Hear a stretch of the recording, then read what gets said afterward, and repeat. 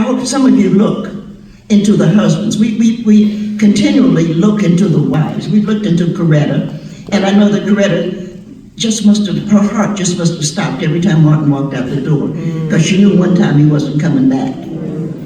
And we know that Rosa Parks was very brave, but nobody asked, how did Raymond feel about this? Oh.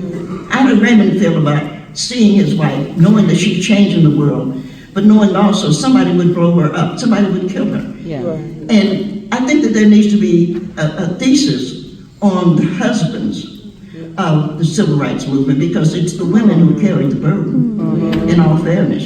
And we had good husbands.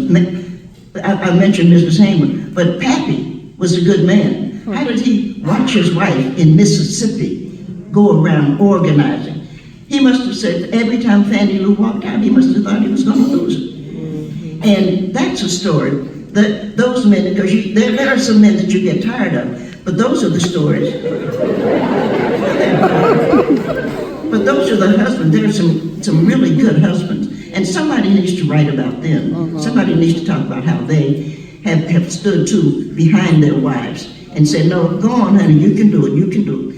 And I think it's an important story, because everybody wants to tell the sad story of being black, but there's a great story of great men and women, and that needs to be told. Yep.